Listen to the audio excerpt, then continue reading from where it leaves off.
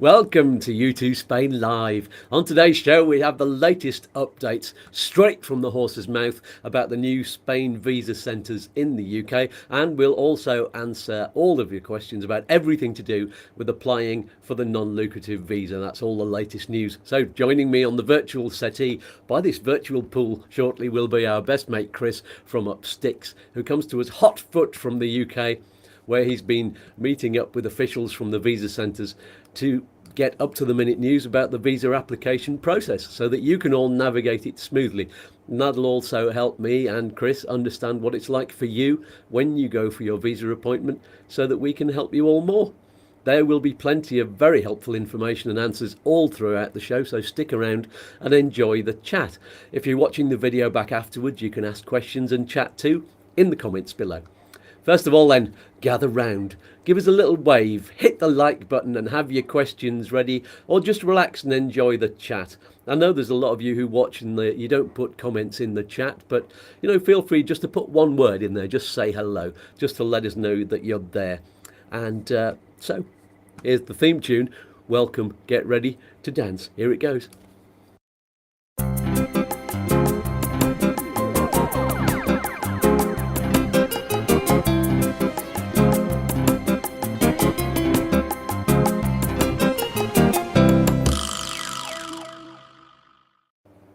Groovy. I forgot to say there, let's dance.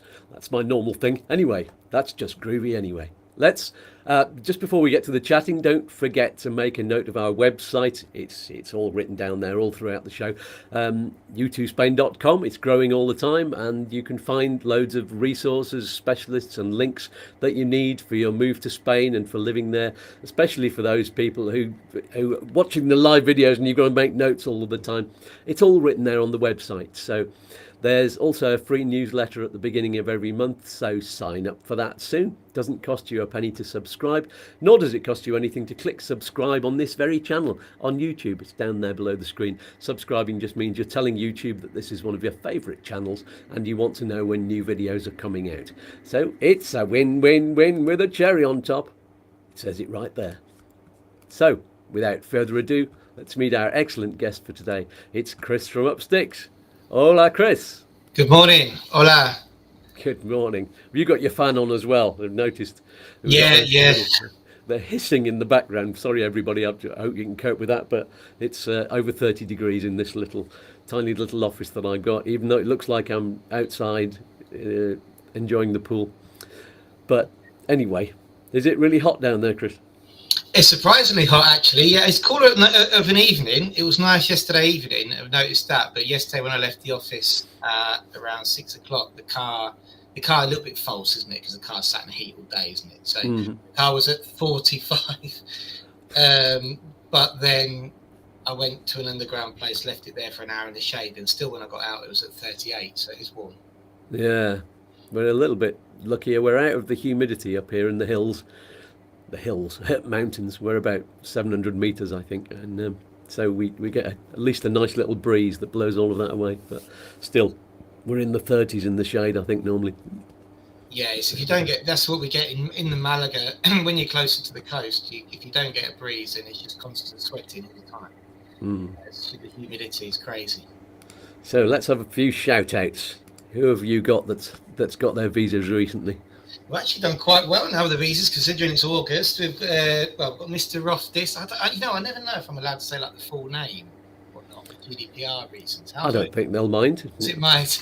So John and his partner, I know they're watching, and also John McClue, I know he watches as well. Got his visa. The Hanlon family, who I put onto the channel, hopefully they're watching. They came through after an 11-week wait from Manchester, and the Mahon family, who came through surprisingly quick from London. I think it was just 19 days or something, just to show you how it differs in different places. Brilliant. We've got loads of people on the live chat as well. Chris Lambert asked a question about 45 minutes ago before we came on the air, and we'll be dealing with that one a little bit later, Chris. So we've got Owen Hazel. Good morning from you and Karen in Dalyan in Turkey. Ooh, people from Turkey. And Robbo's here, Andy Cooper's here, Liz and Ollie, that is, Barry from Unitech. There's Robbo again, Janet, Simon Gardner, Adam Farmelo from... Oh, you're in Turkey as well. We've got a contingent in Turkey today. And Barry says it's 40 degrees and sunny here in Warrington. I very much doubt that. Looking forward to starting treatment for my exaggerated condition on Monday. Oh, yeah, tell us all about that. And Marie Di, good morning, guys. Looking forward to hearing the updates, trying to keep updated to make it easy for when we apply. And John McClue, there he is, from a very wet air. What date are you moving over, John? Now you've got your thing through. I bet you're looking forward to that. So, I think John was talking to Jane this week. I think they had a conversation, so they'll have that all organised for their stage 2. Brilliant. I bet you're all very excited now, John. So, as I said on Facebook, we're doing it's a 2-half show today. The second half of today's show will take you through getting the non-lucrative visa. This will be an update. We've talked about it a lot before, but this will be all up-to-the-minute news, and we'll give you all the basics as well. First of all, let's get all of the juicy, fresh news from the visa centres in the UK, because it's recently all changed, I think. As many of you know, there are 3 places you can apply for the Spanish non-lucrative visa in the UK. So tell us then, first of all, Chris, are all 3 UK regions, are they all using the BLS centres instead of the consulate now? Not yet. So Manchester at the moment are still using the Manchester consulate, though they were, well, when I was going back, when I went back, they still were. But we've had, funnily enough, we normally get, so when you apply for your appointment, whether it be Edinburgh, Manchester or London, you have to do it via email, and they all have different appointment criteria. So Edinburgh at the moment, you don't have to send them any documentation, but you do have to request a couple of dates, which they, at the moment, they've been very good at sticking to the dates which have been requested. Manchester, you have to send, when you apply for your appointment, your basically everything, acro translations, photo of you holding your passport and medical certificate, in translation and apostilled if it's from the UK. They have been responding within 3 or 4 days, giving out codes. At the moment, they haven't responded to anybody in 10 days, but everybody's had their autoresponder. So we don't know if that means that a change is coming yet, but currently, at the moment, the appointments are at the Manchester consulate. So Edinburgh, it's the BLS office, the new office, and London, it's the BLS office now. What are they going to do with all the consulates? Are they closing down those buildings or just using it for other things? No, I think, to be honest with you, this is, I mean, they'll go back to what they were before pre-Brexit. I mean, if you imagine by far, obviously, we've got 2 things. We've got the non-lucrative visa and student visas.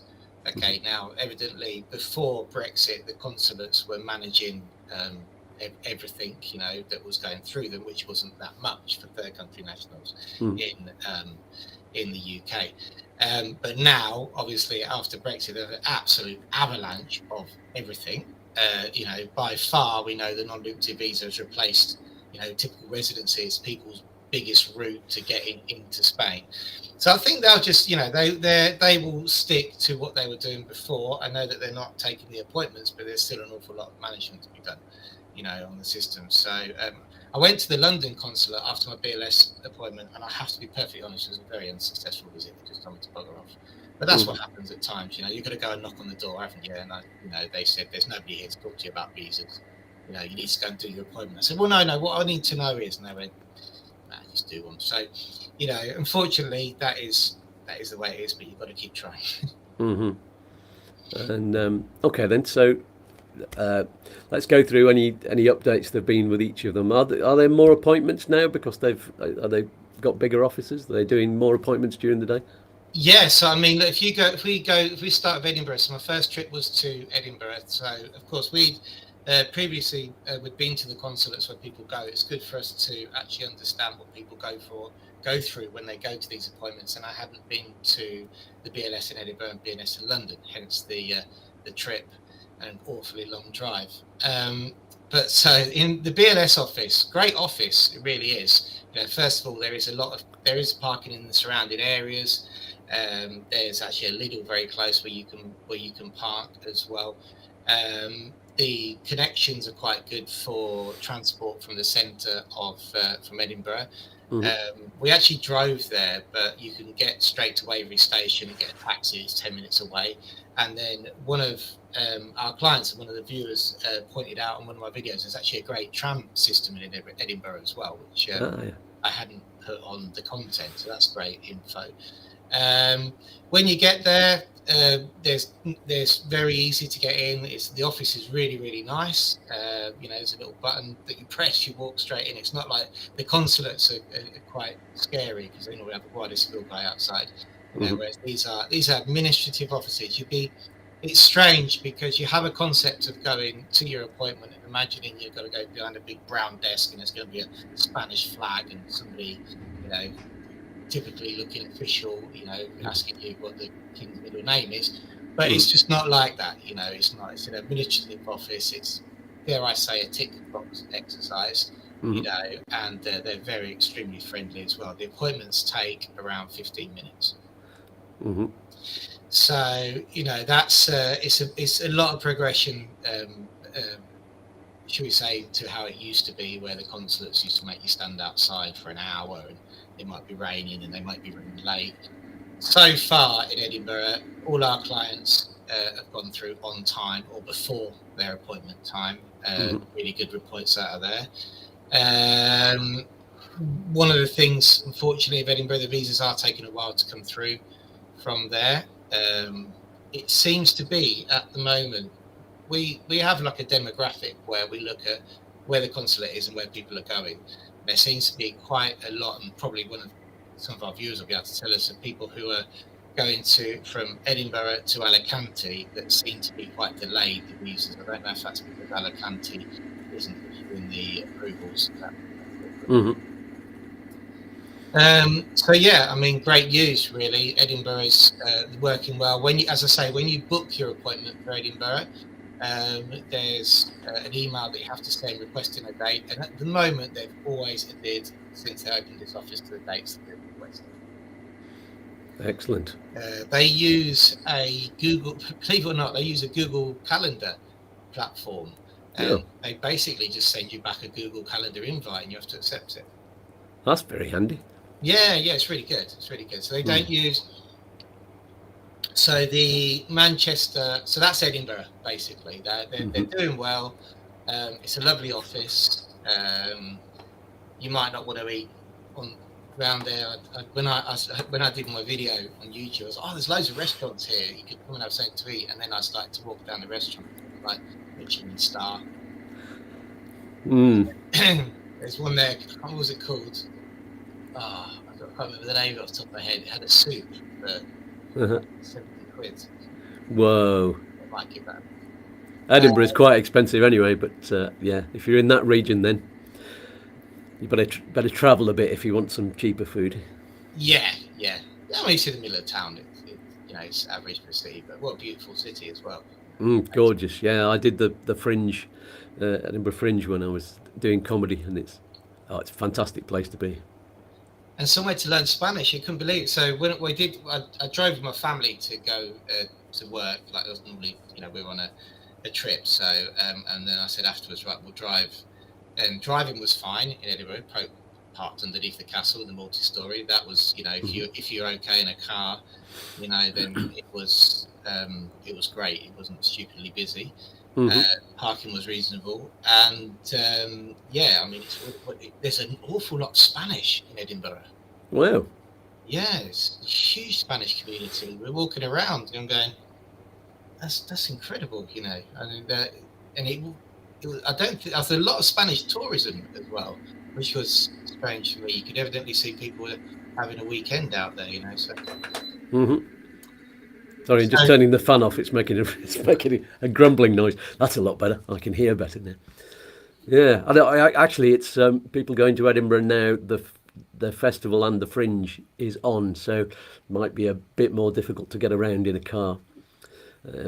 but especially if you're in that the Golden Mile part of Edinburgh, which is that, well, that's in the old town. So is the BLS in the new part? It's on the port, yeah. So I'll send you the address actually. So it's in the port. It's way out of town. It's about in. It was exactly 12 minutes following Google's instructions to drive from the BLS office to the centre of Edinburgh and park in the Castle multi-storey car park. Okay. Basically. So that's good to know. Yeah. So, and it took us from the border towns, because I was staying just on the border in a lovely place called Kelso. It took us exactly an hour to drive there. But yeah, no, it was. We initially were going to get the train, but then I thought, let's he who dares. Good to know. Actually, let's just answer Susan McGee's question. It's actually about visa renewals, but we'll come back to all the consulates in a minute. She's saying, husband and myself are ready to apply for the renewal for year 2. Oh, they're changing visas using my husband's new Irish passport. Okay, so the question is, can we use our documents from last year as they've been translated and apostilled? No, you don't need those same documents, do you? The only thing, so depending on the circumstance there is, obviously, so your husband is initially going to have to go for his EU residency first, which we know you get that on the day at the appointment, the little green flimsy card, which I haven't got one here to show you. Actually. Yeah, I've not got mine in the office. I've managed to keep hold of my daughter's one actually. Oh yeah. Don't know how. I'll keep it as an example. So obviously, your husband's have to go. He'll go to his appointment, the EU residency appointment. Basically, you have to prove you've got enough money and you've got healthcare in place, whichever way that you're going to do that. And a lot of the time, you will have to prove where you live using a Padron certificate. So we know that he'll get his, and then so you'll have to apply to immigration as a spouse. That relates to the documents that you need that may need translating and apostilling. You will need a marriage certificate, and the marriage certificate will have to be a recent duplicate dated within the last 90 days. That will have to be apostilled and will have to be translated. So you can't use last year's marriage certificate. In terms of other documents, you won't need an ACRO certificate because it's an EU platform.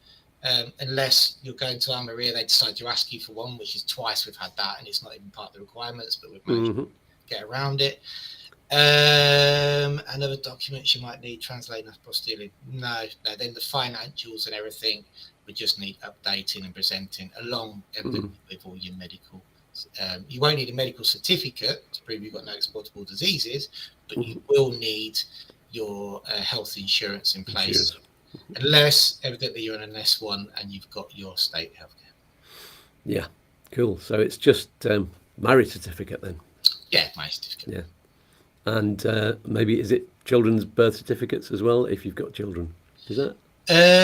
No. So if you've got children, I mean, if you've got the original, so far with the renewals, we haven't had people updating birth certificates because you have things like school registrations that you have to present as well. So so far we haven't been presenting updated birth certificates or renewals, and they've been going through okay. Great stuff. John McClue's saying, can't speak highly enough about my experience of BLS Edinburgh. Very efficient, and they were very impressed by the way Upsticks folders are set out. And the guy actually told us that the folders were good, it says underneath here. Brilliant. That's good to know, John. And John says took 3 weeks to get the visa. That's actually really good. You were saying that they've been taking a bit longer. Yeah, the Alicante one seems to have been taking longer. So it was fantastic for John.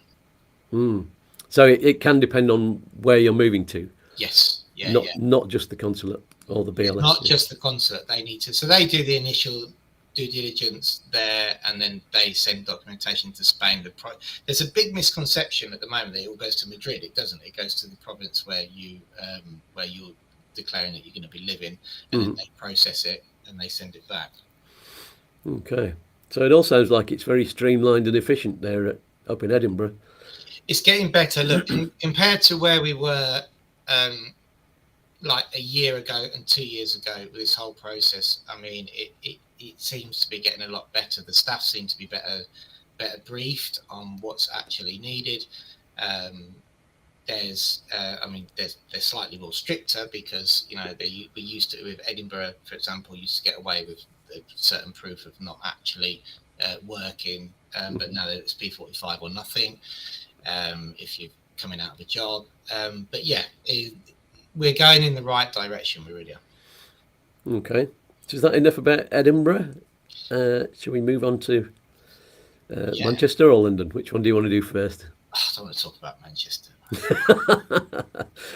So is it more problematic then now that they've moved to the BLS? No, Manchester's not moved to BLS. Let's hope they do very soon, because the consulate at the moment are performing horrifically. So, you know, they were taking ages for the visas to come out. They're not issuing appointments. The appointments have been with Manchester. We can't understand. So good that they seem to take ages to issue the code. That when you get on the actual system, they give you an appointment the next day if you want one. So we can't understand what the delay is in actually issuing the codes. Maybe they're just expecting BLS to happen and they're going, we've lost the will to do it now and we're going to be handing it over. So maybe they're just not quite as bothered. No, they could be, and I mean, and considering how good Manchester were for ages, they were by far the nicest and best consulate. I don't know what's happened there. I mean, if you remember at the beginning of the year, there was a spate of rejections across the board for people who were using Spanish online medical certificates. Happy to say that apart from one family, all of those have been overturned now, and everybody's got their visa. And we've still got one family who need their visa, and the lady, the oldest member of the family, I said, well, you know, went down there because we've tried every single thing, including sending a bureau fax to them, calling, emails, they never respond to see where she is in the pile of reviews. And she's in her 70s, and they were just really extremely rude to her. And I'm thinking, this is, you know, yeah, that's not good. Going on in Manchester, to be honest. But anyway, I mean, look, let's see. If you are going to Manchester, don't worry. At the moment, they haven't issued any appointment codes, but you know, they will still be working. Just have to factor in they might take a little bit longer. Okay, then. What about London then? Have they got any more efficient down there? Amazingly, London are at the moment. Oh, I'm touching wood everywhere at the moment. London have really now suddenly gone from being the baddies to the goodies. You know, they're the BLS office, super efficient. Can I say, I mean, mate, the people in the BLS office are, you know, they're very efficient, very nice. Certainly weren't that interested in talking to me when they realised they didn't have an appointment and I'd like to get in. But they did answer a few questions, you know, politely, then told me I had to go. They weren't horrible about it at all. Everybody's appointment, who so far so good. We've done some amazingly quick visas through London, and they've been very efficient when it comes to communicating with the clients as well. So you have to say at the moment, top marks to London. Oh, that's good. I mean, it's good that you found out all that information, even though, you know, they wouldn't talk to you properly and give you an appointment to talk over the details, and you've got some information that's useful to your clients there and to everybody on here.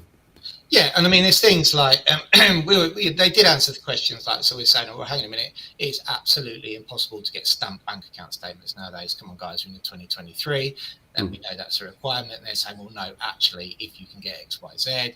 They did speak to me about various financial products and pension pots and stuff like that, which is something which is not stipulated. We always have to find out what we need to present for financials. That's the main thing, is the financials. How do you present it and what will they accept? If, you know, for example, people have sold houses, can we take an email print of a closure statement, or does it have to be, you know, things like that. So they did answer those questions, which were the main ones, which is great. And yeah, in terms of getting to the area, is you wouldn't believe you're actually at the office when you go down a Ginnell and you're like, okay, this is strange, you know. So when you go from King's Cross, it's only 3 underground stations. which was 2, I'll tell you, right? When you get there, it's like you have got everything you need. So if you've got any photocopies, there is a place to do photocopies around the corner, albeit extremely expensive. Yeah. 75p a copy. Wow. Yeah. So when I say take photocopies of everything and then you walk away with a load of spare paperwork, then it save you a fortune. So they do. You can get passport photos there as well, your visa photos, but they want 17 quid. Whoa. So so try and make sure you've got that organised before you go. Then there's a coffee shop around the corner as well, which if you need to just sit down, get your head straight, and make sure you've got everything because you've been travelling. Great. Yeah. So it's all there. It's very, very cost you tenner for a coffee there. $3.50, which, believe it or not, I'm just trying to remember the name of the train station, which is closest now. Should have had that written down, shouldn't I? Yeah. Believe it or not, $3.50 is actually not bad in London. That is not bad in London. It can nearly cost you that if you're going to Malaga, to one of the posh places. Yeah, it can. It can now. Malaga's not. It depends where you go. I'll tell you the name of the underground station. I should have had it here in front of me, but I'll tell you. We'll get there. Yeah. So, anything else with London? I mean, I suppose that we could do the questions about all of them grouped in together. I think the only thing about London as well is don't be put off by the queues in front, because if you're a non-lucrative visa applicant, you have to go and press the button at the bottom of the. You'll see that the BLS sign is just outside the office, quite comically, when I went next to a Guinness advert.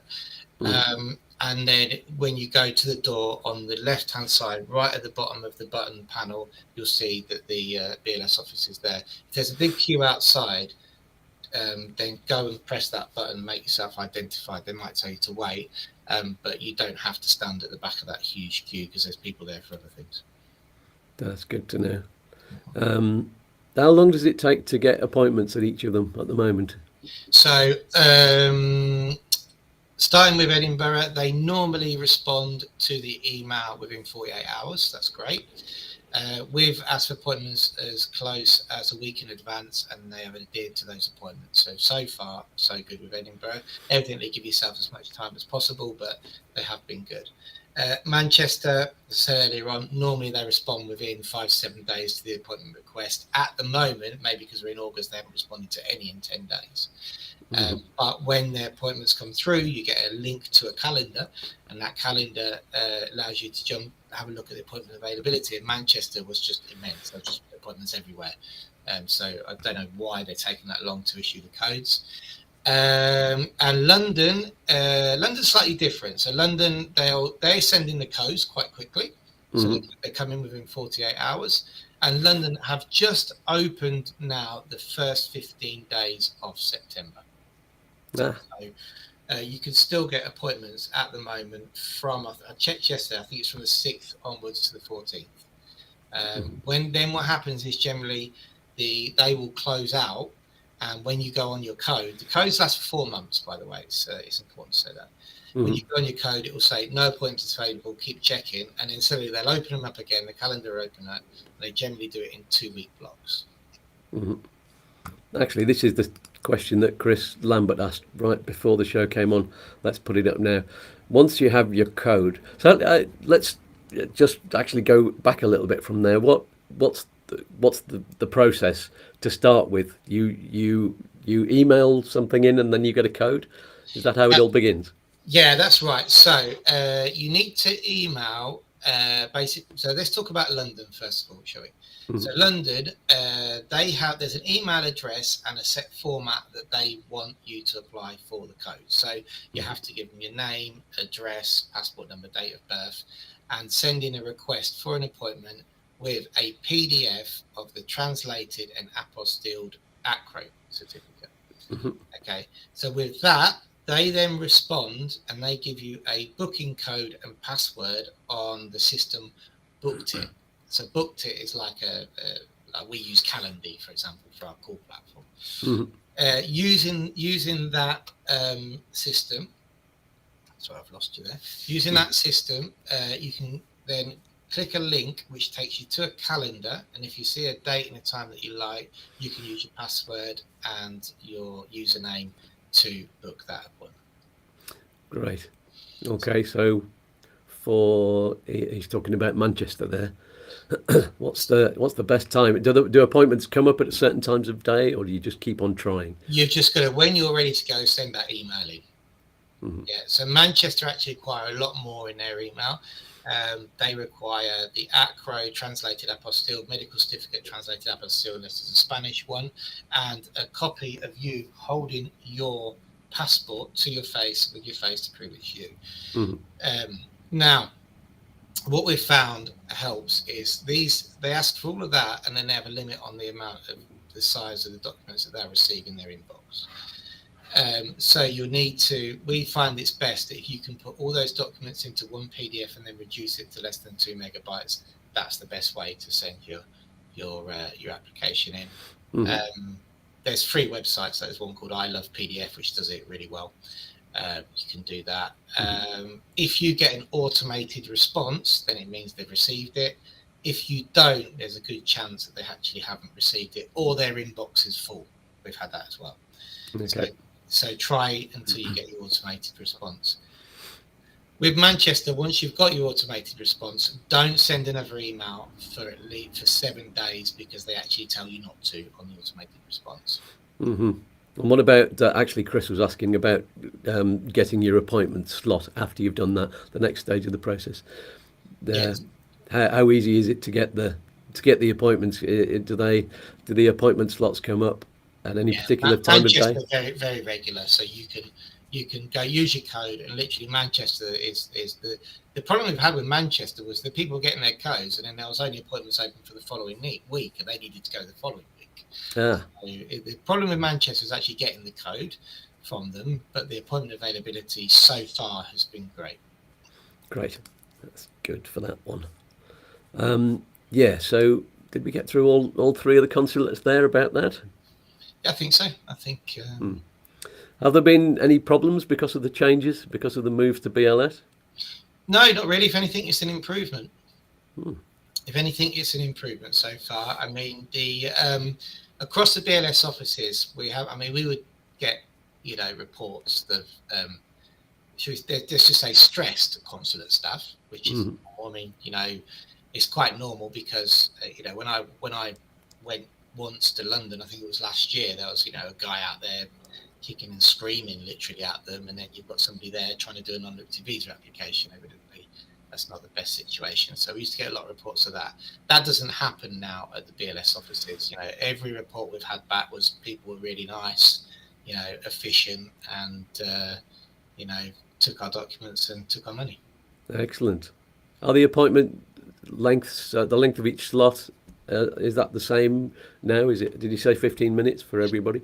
Yes, it's 15-minute slot. Again, a common question that we have is will I be seen together? So say for couples and families, that you do have to apply for an appointment for each member of the family or each member of the couple. It's always best to try and get them back to back if you can, but you're seen together, actually. Brilliant. Robbo was just asking that question. I thought I'd put that one up. So is it easy to get the appointments together? Then you can book the 2 time slots. Good. Yeah, so far. So what we'll do is we'll send, when we're dealing with our clients, we'll send them the details and what they need to send, because you have to send it from your own email. We can't send it as representatives. Then when the code comes through, quite often we'll book the appointment using the code. And so far we haven't had a problem getting 2 back to back. Do you have 2 different codes then if you apply as a couple, or is it? Yeah. You do. And if you apply as a family of 4, children, you'll have 4 codes. Okay. And you can put all of them in at the same time, kind of on the system, and get the appointment slot, can you? Yeah. So what I would say is the best thing to do, first of all, is check the calendar out, see that there's 4 together, and then go in each one and book them up. As I say, you will be seen together. One thing there, a good point to make that for Robbo, and a good question that we always have, things like marriage certificates, which may relate to both applications. So remember, albeit you're going as a couple, your documents need to be prepared separately. Okay, and then you might have documents which relate to both of you.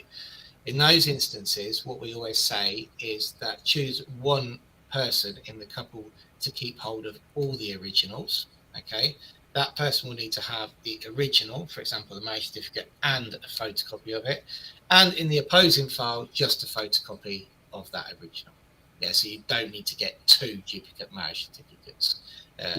So if there's any documents which relate to both files, choose one of them in one file to have all the originals in, and the other one just have the photos. Great stuff. Oh, I've missed a few questions out here. Let's just go back to Susan, whose question we answered earlier. She says, thanks, that really helps me to get organised. Can I ask a second question about finances in the Bank of Spain? If we are moving forward with an Irish passport, what's the question, Susan? Is it about whether you need to have your finances set up? What was your question earlier? I've lost the sense of that. They're ready. Oh, they're talking about renewal.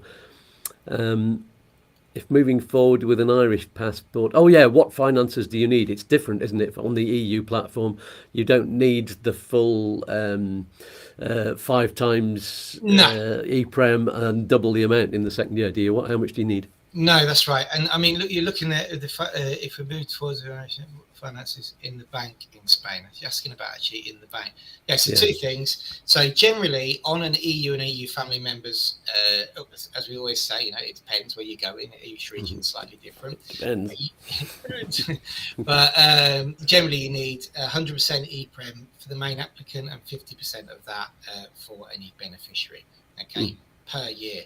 Now, that can be proved, as we always say, with income. If it's EU platform, that could be earned income, because now you're allowed to work from the platform. If you're moving from non-lucrative to Irish, the work thing could be slightly tricky. So you have to be careful because you're not allowed to work while you've still got a non-lucrative visa active. So that's generally not the case anyway. So most people come with non-lucrative visa, have the finances in place, and just switch to the EU platform. One thing to say is if you are using savings, and this is something I was speaking to a colleague of mine in Valencia, Costa, who's our appointment representative up there, and also has a very successful immigration business, very nice guy, very good at what he does. And he said that in Valencia, on occasion, because people haven't had income and they've been applying as a family on the EU platform with savings, they've actually asked them for the full 5 years temporary residency savings. So that would mean if it's one person and one dependent, that's 1.5 times 5, which is 7. 7.5. Yeah, 7.5. So, if you're a family of 4, there was a classic case where they came in with a family of 4 and haven't got the calculation in front of me. It was around 90 grand we're European citizens. You're asking for 90k in the bank. Yeah, but you've got no income and you've got a temporary residency of 5 years and there's 4 of you. How are you going to survive? That's an extreme case, I have to say, but it's one that you have to warn people who are using savings on an EU platform. Well, that's good to know. Hope that's answered your question, Susan. If you have any more, then just drop them in the live chat there. Excuse me. James is asking a good question there. Do you have to leave your passport at the consulate or the BLS office during processing, so you're trapped in the UK? And of course, that's going to vary between the offices, isn't it? Yeah. So BLS, you have to leave your passport at the BLS offices. Unfortunately, they're quite strict on that, and they said that you could have your passport back for a day for exceptional circumstances, and then they wouldn't return it. So unfortunately, currently at the moment, Manchester, because they're dealing with the consulate, are letting people have their passport back. That is the current information up to our last appointment, which was about 3 weeks ago there in Manchester. So we haven't had one since, So we're keeping a sharp eye on that, because last year they wouldn't let people have their passports back, and then they were taking ages to issue the visas, which meant there was a lot of complaints, a lot of people trying to ask for it back. So yeah, at the moment you do have to leave your passport with the BLS offices. And on that note, one thing that happened last week to a family who are clients of ours is BLS actually told me, if you joint applications, you can leave one envelope. It's not a problem. The following day, they asked for 4 envelopes for a family of 4. Yeah. Return envelopes. So I would say, by default, if they've asked that, then you just take 1 envelope per applicant as a self-addressed envelope. Albeit the BLS office in London does actually offer a courier service as well if you forget that envelope. And how long does it take for them to send the passport back? It depends on when they process the visa, but we've had people tracking on the BLS website their visas, and it's saying in process, and the passport turns up and it still says in process. So unfortunately, you can't trust the tracking on the website that much. But yeah, as soon as they come in the post as soon as they've been issued, basically. Okay, and you can't kind of run along to the office and say, emergency, I need to get over to Spain. That'd be, in an exceptional circumstance, I'm sure that you could, but I think it'd be a very exceptional circumstance. And also, if you do take self-addressed envelopes, get the next day delivery, remember to take a photo of the code so you can track your envelope as well. Very good advice. Susan didn't pick up how much she needs on the EU platform then. So it's for her and her husband. That bit divided by 2 plus 7. I should know this off the top of my head, really. Yeah, so it's 10,800 if it's 1.5 e-prem, so say 11 grand income or savings. So if it's savings or you're just using cash in the bank, then as I said before, your husband's going to have to go and prove when he does his EU residency that he's got over 7,200 euros in savings and kept them for more than 6 months or income. That's the general rule across most of the extranjerias. For Sue's application, if they've only got savings, there is a small possibility they could ask for 5 years worth, because it's a 5-year residency, which would be around 55k. Okay. Then we'll get shot down in flames now, because those people go, we only had 20k and we applied and we got it. Yeah, because they do look at it on an individual case basis. They look to see if you've got a property in Spain, if you've got passive income at all. That's a worst case scenario, but you still have to tell people that could be the case. Okay. Good to know. Barry saying, are there any figures stating how many people are currently trying to get Spanish citizenship at any one time? Do you mean Spanish residency, Barry? Citizenship's a completely different thing. You've got to be there for over 10 years in most cases to apply for that. I don't know. I'm sure there's somewhere there's this stats to how many people are trying to apply. I don't know if they're big the stats for anybody trying to apply for a non lucrative visa, but at the end of the year they always publish the full stats of extranjeros, don't they? Yeah, and they show you exactly how many people have applied from the UK. But there's only a certain number of appointments in each of the offices. So you could kind of work out more or less how many people are applying by multiplying the number of appointments per day by the number of days that they're open during the year. That would give you a good figure. So I don't think they publish those figures, but how many appointments are there per day? So we should do that. I should do that. Can I put them at my to-do list and then tell you next time? Because yeah. I could actually get one of the calendars up now, but probably check the show where I'm messing about for 5 minutes. Yeah, let's update next week on that, because we'll be talking about the next part of the process in next week's show. And Susan says, it's just myself and husband, early retirement and house rental from back home. Thanks. That will help. Brilliant. Yeah. So sounds like you'll have enough. Presumably you've got some savings on top of that. Yeah, I mean, if you're looking at, if you divide the, say, 10 by 12 you're looking at, it's less than £1,000. Yeah, less than £1,000. So if you've got that income, it's fine. Yeah. Great. And John Where's is... Susan going? Susan, tell us where you're going. What province? It'd be nice to know. Yeah, that would be handy. John's saying, I think it was 3 weeks for paperwork and visas to come back, and a prepaid plastic envelope cost around $8.95 per applicant. There you go. Yours came through really quick, John. Yeah, it did. Yeah. So, have we covered more or less every update we need to cover before we go into the non-lucrative visa process? Should we go for a break? Yeah, I think so. Yeah, brilliant. Okay then, let's do that now then. So, as usual, we go somewhere about halfway through the show. We have a quick message from me and my 3 alter egos. So let's go to that now. All about all of the services that you can get from YouTooSpain. So here goes, if I can find it. There it is. See you in a couple of minutes. Are you getting something helpful from this show? Are you enjoying YouTooSpain? Then click on the thumbs up and subscribe to YouTooSpain while you're here.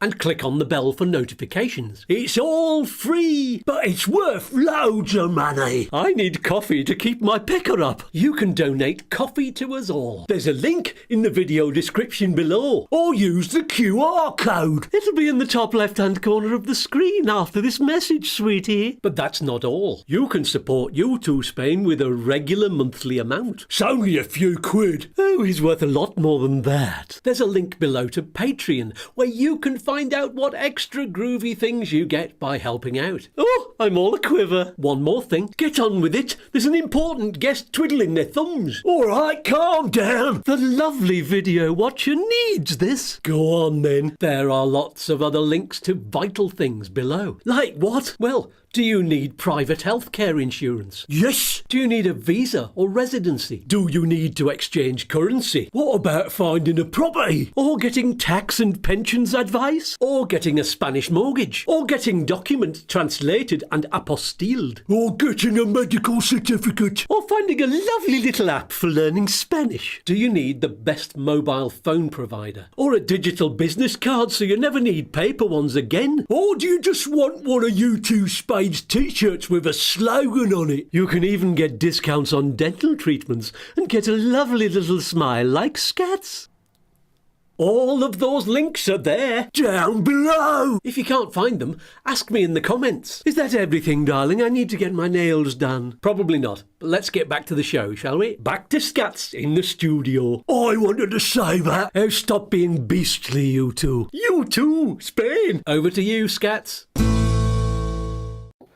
Thank you, Scats, Walter and Tommy and Dick. I've not been using Tommy very much in the videos recently because there's the somebody called the Colonel who's also from London, but he's a lot more posh, and so I miss Tommy. Oh, medical certificate. That's my favourite bit. Anyway, so if you have any questions for any of those invisible, non-existent characters, then do ask us. I can make videos just to give you your answers, and especially if you're a patron or something like that, if you've signed up or you're giving money regularly, I'm going to be making videos, individual ones, so that you can get your own video, especially for you, where they speak to you. So do that. Sign up for that. Let's have a look. We did have one question from Facebook, which let's do that one now. It's all about paying the visa fee. That's the Modelo 790-012. So the question was, apart from saying, thank you for making awesome content, first of all, it's from someone called Alex, which sounds like a Doctor Who character. But could you please explain to me how I pay for that, the Modelo form? So that's the visa fee, isn't it, before my appointment by living in the UK? Shall I fill out the form and go to the bank, or what options are there? Take the form. So yeah, it's crazy because when you look at the form, it actually gives you all the sort of like online payment options, and then you can't do it if you're in the UK. So the best way to do it is actually print the form off, take it with you, and when you get to the either BLS or the consulate office, they will take payment using a card, and they'll stamp your part, hand it back, and keep 2 parts of the form. There you go. That's the easiest bit. Is that the only way to pay, or can you do it through a bank? No, you've got to pay at the consulate. Yeah, it's only Spanish banks that do that, is it? Yeah, I mean, we have the old one. Yeah, so you can do it. Actually, if you're in Spain, you've got a Spanish digital certificate. You can actually do it, but you're not going to have one of those if you're in the UK before you arrive. Yes, because you need your NIE number, don't you, before Right. you start that off. Yeah. Could you, if you just have an NIE number, if you're going to buy a property, for example, could you get a digital certificate? And if you're still in the UK? In theory, you could. Actually, in theory, you could. You would need someone to apply for it in your behalf. We've actually done it on a couple of occasions because obviously when you get your digital certificate, you have to then go and verify you are who you are at an office, a town hall, or one of the offices which is in the FT's network. On a couple of occasions when we've needed them for strange cases, believe it or not, Antonio, our favourite accountant, has actually stepped up and managed to get them for people, and then he manages the certificate. So yeah, you can. That's handy to know. I hope that answers your question, Alex. Lovely name. And that was on, just interestingly, that was on an EU family members platform where they came back and asked us for an ACRO certificate in Almeria, which is rubbish because you don't need a criminal records check for an EU family member. But when we had to investigate, it turns out that the Ministry of Justice's website or platform that immigration used wasn't working. Their template just said send us a criminal records from the country of origin. When we asked them, they were good enough to phone me actually and explain they wanted a Spanish one. Well, the easiest way to get a Spanish one is using a digital certificate. So actually, because we work very closely with Antonio, he managed to get a digital certificate for the client, apply for the criminal records check, and then we used that to get the family members. There you go. Yeah, and if you need Antonio's details, then just send me an email on YouTooSmile@gmail.com. That's down in the video description for how to get in touch with us, or for lots of different things, and for lots of different of our affiliates. Or you can get in touch through our website there, or even from Chris as well, because we're all good mates. Yeah. So, as I promised at the start of the show, then we're going to go through the process of applying for the non-lucrative visa. Now, we could go on for hours about this because there's lots of it depends goes on, but let's try and fit it into a nice time slot and not go on for too long, because you've got places to go and I've got sleep to get before I've got to do another late gig. Let's try and keep it nice and short and tight. And we can always expand on it in next week's show if we need to do that. So, how to prepare to start with, and what documents are needed. Yeah, sure. So let's run through the documents quickly and what all the updates for the documents then should be. So, and so as we know, when you start, the one good thing at the moment that's happened, as we spoke about in other shows, is now the ACRO certificates are now valid for 6 months. Okay, so that's a great thing, because that's one of the things that now, when you're looking at your timeline, obviously, the first part preparing is knowing where you're going to go, where you're going to live in Spain. Not everybody does that. If you are preparing to come without somewhere to live, check out the provinces which do request proof of where you're going to live when you come to register your visa, and provinces that don't. Okay, they do change. Yeah, so for example, Malaga is one of the ones which is a bit more flexible for people who are still in transit with the address. Okay, so that's a very important note. Once you've worked out your timeline and made sure that your tax liabilities, things like capital gains, you've timed it right. We know a lot of people, we have a massive rush in July because people are waiting to come the second half of the year because they've sold properties. Not tax advisors, but we know that that's a big thing for a lot of people. Once you've got that all already, you start preparing your documents, criminal records. Remember, you're not allowed, has to be no trace or no live trace. You can't have a criminal records. They now last for 6 months. If you need a medical certificate, if you're in Spain now, because of the problems that we've had with the Manchester consulate, you have to be wary of online Spanish certificates unless you're actually in Spain. Then you can come to Spain, get your certificate. You'll have entry stamps and exit stamps which match the date of the certificate in the middle. Mm-hmm. If you get a medical certificate from Spain, doesn't need legalizing or translating. If you get your medical certificate in the UK, it does need legalizing and translating. Remember, things to remember about medical certificate is A, the person who issues it has to be registered with, their signature has to be registered with the FCDO, otherwise you won't get an apostille. It will be hard until they register it. Mm-hmm. And that it must have the correct wording relating to the healthcare regulations of 2005. Okay, that only lasts for 90 days. So make sure that you do that in your estimated window for an appointment. Mm-hmm.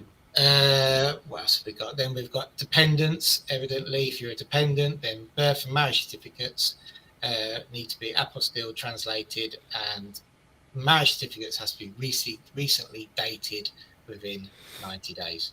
How long does it take to get an apostille and a translation? Pretty quick, actually. Now, so if you use a company to get an apostille, it can take anything up to 5 to 7 days. If you do it through the government website yourself, you'll save yourself around £20 per document, but can take up to 30 days to come back. This is where you have to be wary of the medical certificates. If you go to your local GP, not too sure if they're registered with the FCDO, you send that document off directly to the government and it comes back rejected within 30 days, then you've got a problem. So that's something to manage and to be wary of. Marriage certificates, again, you can apply from online. They seem to be coming through pretty quickly, between around 10 days. But if you are close, I always say to my clients, if you're close to where you got married, or the registry office where you got married, it's easy just to pop down and get one. Okay. The difference is, why do I need a duplicate marriage certificate? It's because in Spain, in the public registry, they only give you a certificate which relates to a current circumstance. So in their eyes, a recently dated duplicate of your original proves you're still married. Mm-hmm. Here it doesn't, because if you're married 5 times, you get 5 certificates if you want. But that's how it works in Spain. I wonder if they'll ever change that, knowing that that it's not the same system in the UK. No, because they apply that to everywhere around the world. And it's different everywhere. That's there. I've been at the Extranjerias here when we're doing EU platform, and it's not worth the paper it's written on. It's rubbish. Because, and they're just like, boss says that, that's what I do. So there we go. We're going through our apostille documents, haven't we, there? Marriage certificate, ACPRO, and your registry documents will be birth or marriage, medical certificate. Now, next thing is the healthcare. Now, one common misconception with the healthcare, is that it has to be in place at the appointment. Okay? I keep seeing all these crazy things about people having 15-month sort of policies and stuff like that. The healthcare doesn't have to be in place. It has to be paid for, has to be in place, but the start of the healthcare can post-date your appointment. So say, for example, you're going for an appointment on the 5th of September, you can start your healthcare on the 1st of October if you want, as long as it's paid for and you've got the proof of when it starts. Okay, some companies will post-date the start date of the policy for a month in advance and some for 2 months, depending on who you're dealing with. Okay, so that means you're not wasting healthcare while waiting for your visa. Right. Yep. And then obviously once you've got you can't apply for your appointments unless it's Edinburgh until you've got most of your documents in place. So you always need to make sure when you're getting your documents in place that they really have got a month's longevity at the back end, so you don't get caught out with expiry dates when you get your appointment. Timing is vital, as we always say. Application forms are available on the consulate websites. You can download them and fill you in yourself. Or I think I've got them on my website somewhere as well, but sometimes they go out of date. Yeah. At Upsticks, so we fill them out for you. We send them with a 40-page document, which I'm doing some plugging now. So you get I've got them to send out. They're ready to go. So make sure they're filled out properly. All jokes aside, you have to look at the first one, national visa application form, don't try and fill out every box. Just fill out the boxes which are relevant to the NLV. So you're going to find that there's an awful lot of empty boxes there, boxes you're like, why on earth are they asking me that? That's because I'm related to a different visa. Is it easy to work out which boxes you need? No, you definitely need to get somebody to do it for you, like Upsticks. No. It can be tough if you don't know what you're looking for, because there's also a lot of repetition in the form. So the national visa form, when in doubt, don't fill it out. Okay, so if you are going to your appointment and there's something you're not too sure about, we'll leave that ready to ask them on the day.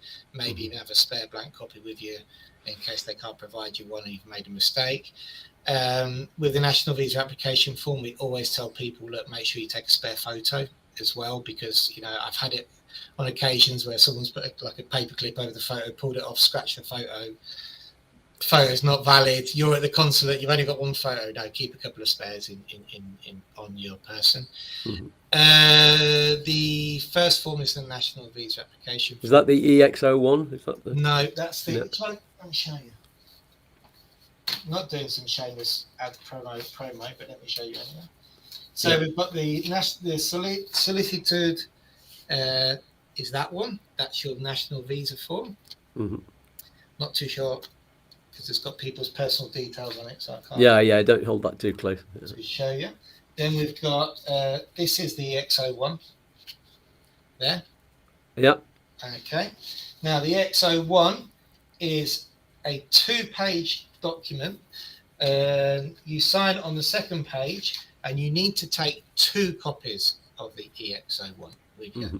It's actually pretty simple to fill out. If you, it's not as complicated as the national visa form. And then they're the 2 application forms, and then you've got the last form, which is the 790, which is your tax payment form. Yeah. Okay. This is a 3-page document which comes with an example. It says for the interesado. You'll notice at the bottom here, on the right-hand side, there's a different reason for each page. So that's for you. You'll get that one back. This is for the administration. That goes with your visa application. And the very last one goes with the financials, like the bank, who are basically, when you pay it in the consulate, that's their payment receipt. Okay. Okay. Some of the consulates as well have a passport retaining form where you have to sign a document which says that if they lose your passport, it's not their fault. You have no choice. Got to do it.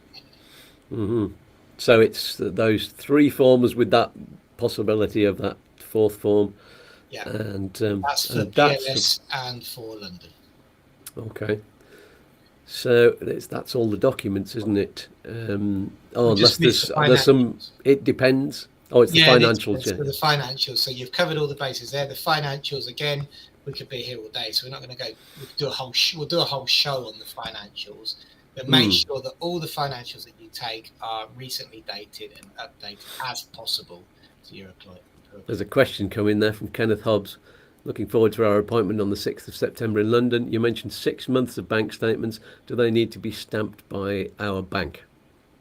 If you can't, that's Ken who I did the appointment for the other day. I was mentioning. Yeah. If you can get them stamped, Ken, better. If you can get them stamped, but they are lenient now as long as they are proper statements with, should we say, the bank. They've got the bank at the top, the details of the bank, your full name, and the date printed at the bottom. So if it's a decent, proper PDF statement, they did say that they were quite lenient in the fact that we know that banks aren't doing stamps anymore. That said, if you can go to your bank, print them out and get them stamped, do it. Belts and braces. Yeah. John McClue says they didn't need to have it stamped. They were accepted by BLS. Fine. That was, of course, that's in Edinburgh. Yeah. And, Robbo saying Age in Spain are offering video calls with Spanish doctor for health check. Is this accepted at the London consulate? You have to be careful. So you want to, Spanish health certificates, only use them if you've got an entry stamp and an exit stamp, which coincides you being in Spain at the time the certificate's issued. Yeah, so you've got to do it face to face with the doctor. Yeah, basically, I mean, there are a lot of you can do. A lot of people do it. So we've got a clinic which helps us, and basically what they do is they take all the details and the payment before, then the clients go and pick up the certificate. Yeah, and that's fine. But the problem that we had with Manchester earlier in the year, now dare I say it, that I do know of cases of people who now have used these certificates, gone from Spain, haven't been in Spain, and they've gone through, but we don't know when, someone's going to have a bad day like they did in Manchester at the beginning of the year, do we? There we go. And when let's have a look. That's another one from John here. When can we apply for Spanish passport? Also, now that we have our visas at the airport in Spain, can we go in the Eurozone? A Spanish passport? No, that's something you need Spanish citizenship to get a Spanish passport. Yeah. So yeah, when can you travel now? If you've got your visas back, yeah, can you travel before the date when you're due to go? Yes, a Spanish passport. Well, you have to be here 10 years to be able to start looking. I think he means now that he's got his stamped UK passport back, can he go to Spain early before the date when he was due to go that he asked? Oh yeah. So you can. It's a multiple entry visa, so you can. We had a few cases where people. Let me give you an example. A sample case where we had recently had a couple who they got their visas together, and one of them travelled. They travelled to Spain together. Okay, and one of them got an entry stamp on that date. Well, they both got entry stamps on that date, but then one of them left twice actually before they had their fingerprint registration appointment to register the visa, which we're talking about next week, I think. One of them left twice, and they took the latest entry stamp as the first date of residency. So they actually have a month's difference in the start date to their TIE card. Yeah. Not a problem, because when they come to renew, you have this 5-month period of 60 days before and 90 days after the expiry in which you can renew, so they can still renew together. It's not a problem. It means that right at the back end of the 5 years, that one of them will be able to apply for their permanent residency a month early, basically. That's good to know. So the basic answer is yes there, John. Yeah. You can go in and out, but there might be a difference in the date that they put on the TIE card as your date of residency. There you go. And John, quick plug for Upsticks there. Just let Upsticks look after you. They're really professional. Are indeed, yes. So that's the how to prepare and what documents are needed. We've talked about the timing. Oh yes, how to pay how to make the payment. Oh, we talked about that earlier, didn't we? That's you pay it while you're there. Do you pay? Is it card, cash, or any alternative? Card. So pay using a card to make sure you've got obviously enough money on the card that you're going to use to pay with. Also, a good point to make. We had a client who only had obviously London. Me still being slightly not on the technical wavelength of most people of my age group. People pay with their phone now, don't they? So you go around London, no one uses cards. Everybody's in the underground going beep, beep, beep, beep, beep, beep, using the phone and pay and who knows. But we've twice, one of our clients had a problem paying. Thank goodness they had the credit card on them, but they did, I don't know why at BLS it just wouldn't accept the near field communication phone payment thingy. So I'd take a physical card with you. Don't be too modern. That's interesting. Yeah, my son is always using his phone. I don't think he carries cards anymore. It's a different mentality, different world. Millennials, like, why would you carry a card? It's crazy. I'm like, what happens when your phone goes flat? How'd you pay? Yeah. No, they carry around an extra, solar charged up bank with them, which is like 3 times heavier than a phone. I've got one of them. I did take one of those to the UK. I have to say, it saved my life on a couple of occasions. So there you go. Especially don't you ever worry about having your boarding cards on your phone? That's still something that I'm like, this time I did it for the first time I went digital. Right, that's it.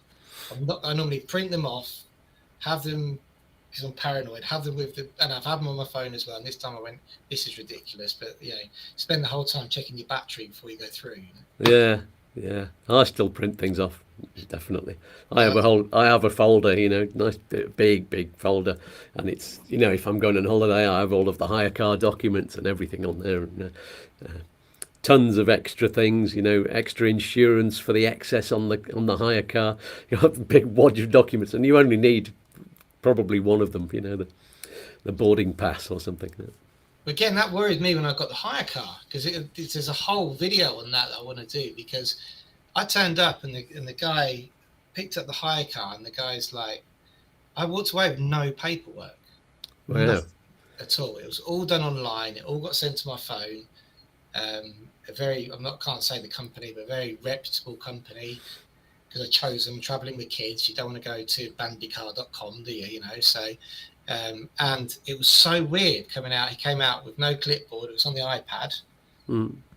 Put it all in and went, there's the key. You're ready to go. Payment's been made. I'm going, surely if I get stopped, surely I need like a receipt. He's like, no, it's all there. It's all on the phone. Wow. Weird. Barry says you can actually buy a ring now that doubles as a payment device, popular for using at festivals apparently.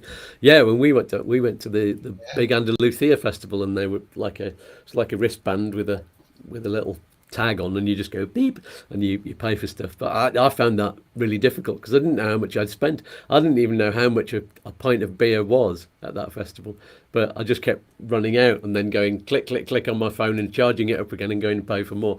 That's very dangerous, because I got back and realized I'd paid hundreds for a load of beer. Yeah, no, it is. They do that. I went to the beach festival at Torre del Mar. It was exactly the same system. Which is a nightmare. Can I just say, if you go to a festival which is okay for families until like 11 o'clock at night, it's also a nightmare if you're the only one with a wristband. Because can I have a drink? I've just been. Okay. So yeah, make sure if you go as a family that that you're not the one with the money on the wristband. Yeah, and you don't want to take it off and give it to them, because if they lose it, somebody could just be buying loads of stuff with it. Yeah. Oh yeah. Okay, so that's that one. Oh, us Brit. Oh yeah, John says, us Brits at the Spanish airport had to stand in a separate queue from people in Europe. Do we still have to queue in the British queue? Yeah, it's to do with your passport, isn't it? Yeah, it's to do with your passport. So yeah, in theory you do. Can I be honest? With a TIE card, I don't in Malaga. I wing it and I go straight down the EU, show my residency card, and I haven't been stopped once. But I'm not saying you should do that. But hey, worth a go. There's people been asking as well, if you're travelling as a couple, one of you is EU and the other one isn't, can you go through the EU queue? Well, in theory, it depends on the immigration officer, doesn't it? At the end, it does. How much face you've got. When we travelled, so obviously on the way out, it's different from the UK, but we're talking about flying from Spain to the UK. There's the two queues. Yeah, I've never gone down the Brit queue. I've always gone down the EU queue and waved my card. We've split up since I got my Irish passport. We've just gone to the two different queues, and I always get through a lot quicker in the EU queue. But since that, I've heard on Facebook groups of people saying, "Oh, we just go through together," and it's never been questioned, because because you've got to travel as a couple, if because of Schengen rules, and so you shouldn't even have to get your passport stamped, but they still stamp it anyway, because it's confusing.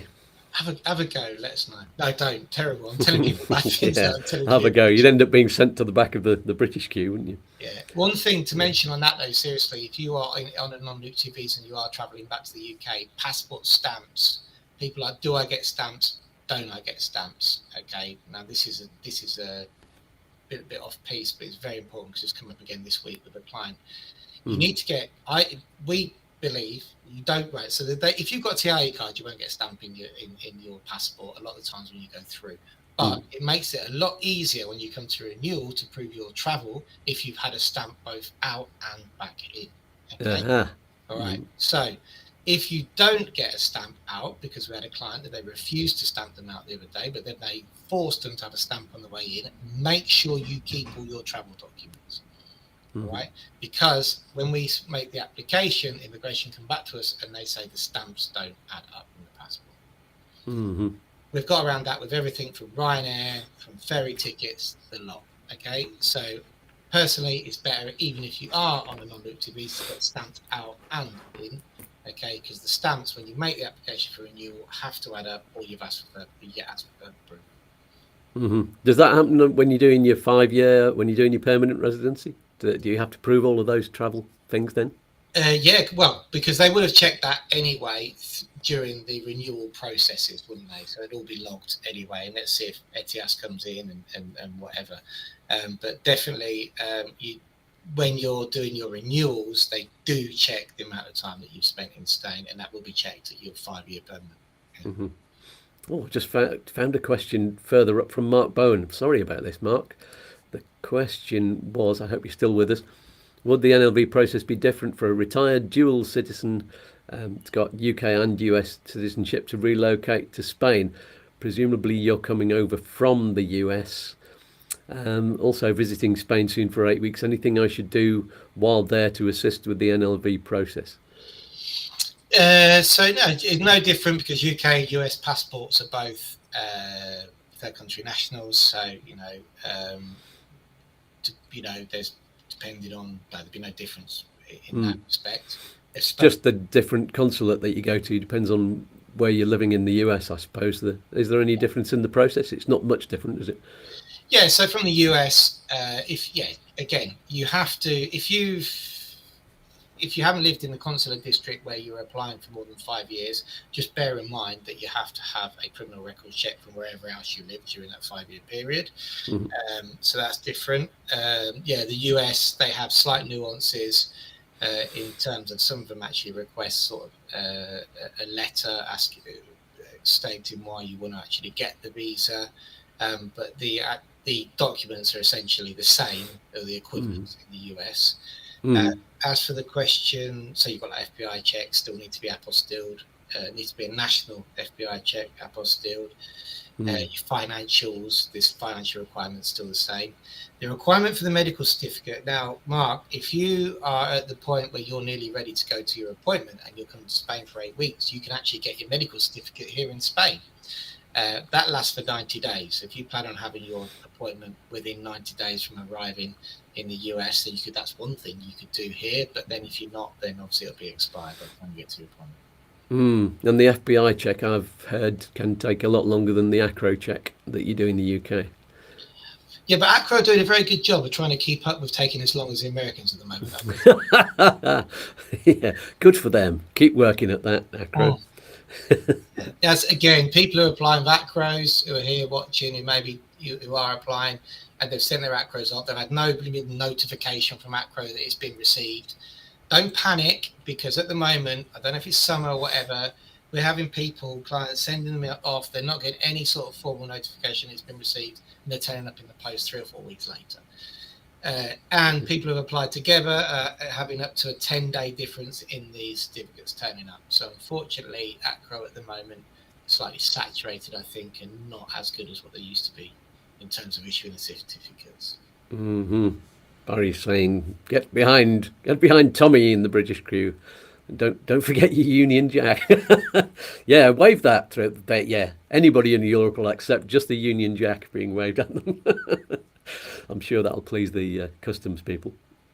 Now, John McClue says, I'm travelling by ferry. Yeah, is there anything different when you're travelling by ferry? You've got to make sure you get that stamp, don't you, when you get through to France, if you're going through France?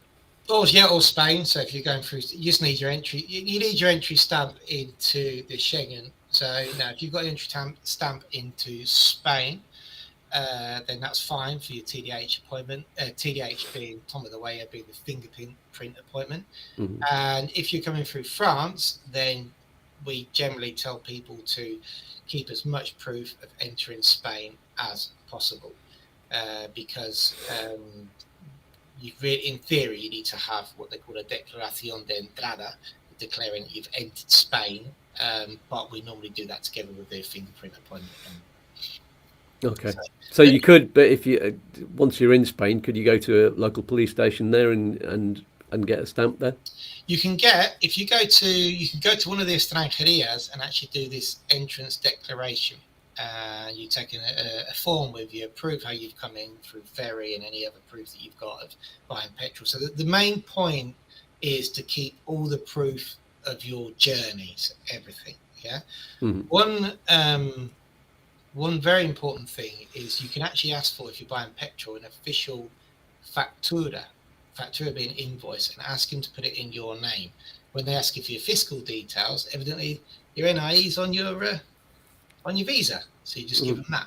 Okay, and that's great proof that you've entered the country, because it means that you've been there. Excellent. That was going to be one of my questions actually. When do you get your NIE? It's actually printed on the passport stamp, isn't it?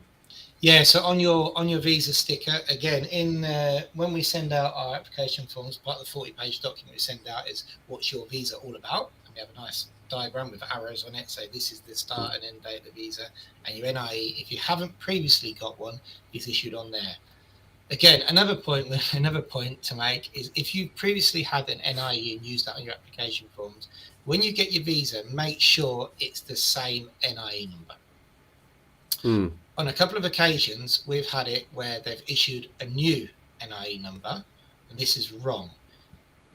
If that happens, it's very difficult to get them to fix it at the consulate or the BLS office. Unfortunately, that means dealing with that with immigration in Spain when you get here.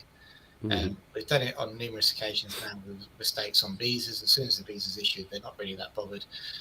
And we have to essentially contact immigration here and say, look, you need to change this because this is wrong, and that can prolong the registration process. Yeah, that's worth knowing. Robbo says it can be fixed. Robbo says it's a big thank you. Without you guys, I wouldn't have a clue how to go about the visa process. Scats, thank you for doing what you do. You're very welcome. You have no idea how valuable your channel's content is. Can't wait to get the ball rolling with Chris. There you go. Have they got their appointment to for a phone call now? Yeah, we've had a chat. At the end of the year, we've got in the diary to get rolling. I actually sent Robert out one of our little packs before, just to give him a sniff of what it will look like when we get going. Excellent. There you go. Totally agree with Robbo. Says Kenneth, you take the stress out of the process. Very happy to do that. And Robbo says the police acro site is up and running again after being hacked. That's good to know. Yeah, just that it's still a manual application in terms of you have to fill out a Word doc, but they actually have got the site up and running. Not how it was before, but yeah. Hopefully that'll get back to normal eventually. Yeah. Okay. Is that the process then? Is there anything else we need to say? I think we've because we're going next week. We're doing the moving to Spain bit, aren't we? So yeah, I think we've more or less covered most of it. Yeah, or is it renewals we're doing next week? Oh no, it's the move, isn't it? It's what happens. It's the residency, getting the residency after you've moved. That's next week. Yeah, and then we're doing renewals. Is it the following week? Is it the following week? Yes. Cool. It'll be a nice little series of videos there. Any more live chat questions? Of course, there is a little bit of a time delay on that. You're all 20 seconds behind me and Chris. We are all time travellers. So while we're waiting for any of your questions to appear in the little panel there, let me just remind you that if you have any more questions or comments after we go off the air, or you're watching the video back, not live, then put your questions and comments in the YouTube comments below. Don't do it on some random Facebook expat group where you've clicked on the link to go to YouTube and then you've clicked back out of YouTube and it's taken you back to the expat page. If you put your comments on there, then I might see them. If I see the notification. If I don't, then nobody's going to read it. Put them here on YouTube so that I will definitely read all of the comments on there, and also that'll be handy for anybody else that sees the show and can read all of the comments afterwards, because they'll get extra answers. There you go. And you'll get all of the help you need. It's a win-win-win with a cherry on top. I've got to put that one back on the screen again. There we go. We do have T-shirts, by the way.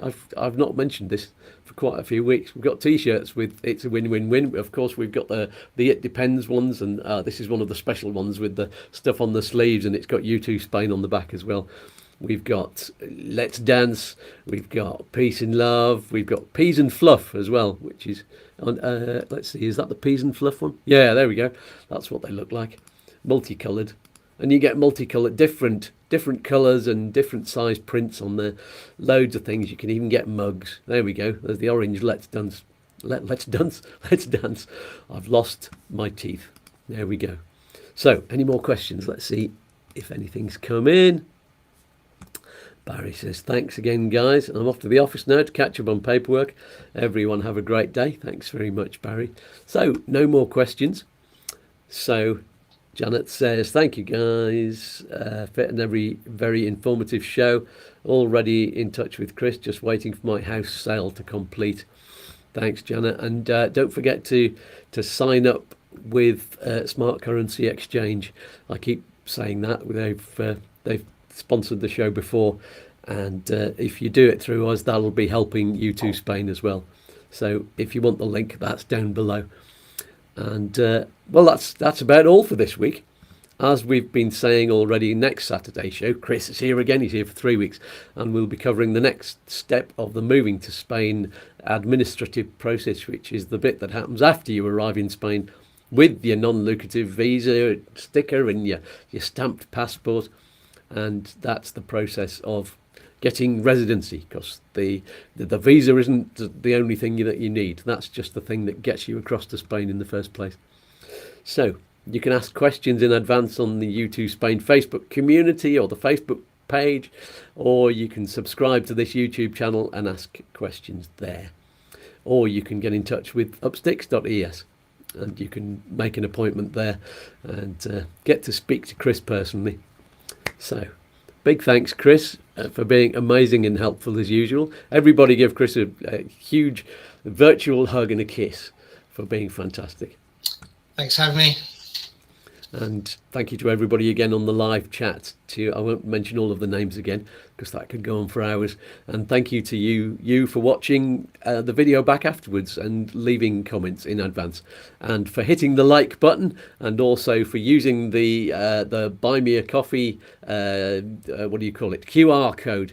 I don't know how you use it if you're watching on a phone, and I know that at least 50% of the people watching this show watch on their phones. How do you use the QR code in the corner of the screen? Because you need your phone to hover over that, but you need another phone to hover over the phone that you're watching the thing on. I don't understand how you do that. I expect you have to go to the website and hit the link on there or something. Well, whoever you're with, you use their phone and they end up paying. Yeah, get somebody else to pay. Yeah. I can't do it because I'm watching. Quick, give me your phone. Yeah, absolutely. Anyway, so if you're trying to do that really quickly now when we go off air, then you can do it via the link below. There's all kinds of ways you can say thank you financially for the service that we provide. There we go.